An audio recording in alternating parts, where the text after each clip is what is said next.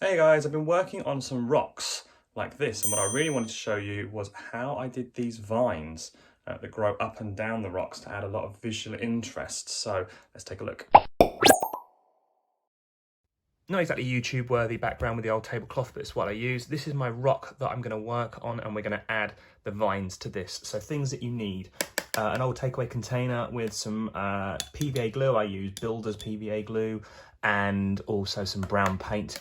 Mix it up and make sure you've got a skanky old brush, a cleaner brush and some water on the side, because this, as you can see, is a messy job. Right, so what you're going to need to make the vines is some yarn. This is cotton-based yarn. It's better to use a natural one because it soaks up the paint and colour better. And what you can do is use it whole like this, and if you want to make branching vines, you can very easily peel it apart and split it apart. So what I'm going to do is take a pair of scissors and cut me a length, let's say like this. And then what I'm going to do is I'm going to have it start at the top and grow down. When I base these, I'll probably also do some at the bottom climbing up, but the same process works. So what we're doing is we're dumping our string or yarn in the box, and I'm just using the brush to push down to paint the end. And then I'm holding it down with some paint on it, and I'm dragging it through, getting a bit more paint, making an absolute mess, and dragging it through to make sure the whole thing it gets soaked. Right, and this is where the clean brush with the water comes into it. What I'm going to do is hang this and start it up the top. Now, what we'll have to do is we'll have to mask where this starts. So more dirt and some greenery will get put over here. What you can do is, because this has got PVA on it and it's going to conform to the shape, we just push it in to some joints and we have it kind of grow along a bit like a vine would. And then, it's going to go down in here and cling on here. We're going to have it rung along this recess for a little bit, and you're just using this clean brush to push it in and then lift, so you don't want to drag down and undo your hard work above, and have it kind of weave its way. If you need to, wash your brush off. If you need to, you can even get a little bit of glue paint mix to make sure you've got some secure points like this. Don't worry about the smushing, we'll tie that up in a sec. And here looks good if you just have it dangle down and join on here. Maybe it'll go into some of the green growth that's going on down here. Then when we do the second stage, this will be very interesting. Then what I do is I wash my brush off, and here I'm just going to feather out the brown and run it down. So eventually when it dries, this will just look like a bit of weathering. Maybe some rainwater has washed dirt down, for example, and this gives us the basis for doing the next stage of the vine work. So probably leave this to dry for a few hours.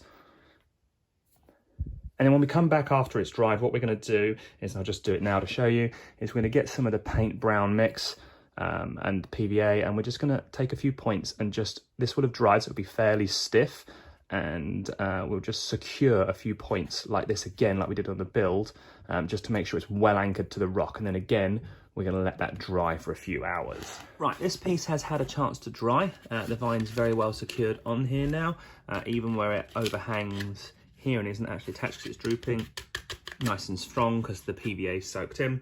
So what we're going to do is we're going to get some more PVA, just pure this time, on a little brush like this, and I'm going to just paint it onto the vine, covering most of the vine. Now you're still going to see the brown through when we're done here, and that's kind of what we're going for. So we're just going to spread it all over like this, nothing fancy, just painting it on, trying not to get it on the actual rock. And then we're going to come in with some fine flock. This is blended turf from Woodland Scenics, and just sprinkle a little bit onto the glue. We don't want to go overboard because you do still want to see that brown so it looks like a vine. And we're just going to do this, and what I'll do is I will repeat this all the way up, tap off the excess, and you can see already it's looking good. And then what we're going to do here, where we've got this bottom bit where you can see the vines there, we're going to hide that. So we're going to come in with some PVA glue. I've got this little applicator bottle and squeeze a blob of it there. And then we're going to come in with some clump foliage. So I've got, again, Woodland Scenics here. This is a medium green, and you're going to want to put that over there so it looks like it's coming out from behind a bush, hides it very nicely. And we would do the exact same up the top here to make sure that we hide the joining areas. And I will just repeat this all the way up off camera. And here we're done. The vine is now covered in flock, all the way up to the top, hidden with some bushes. By the time I repeat this all the way around, it's just going to add a nice bit of green to these otherwise quite plain coloured rocks.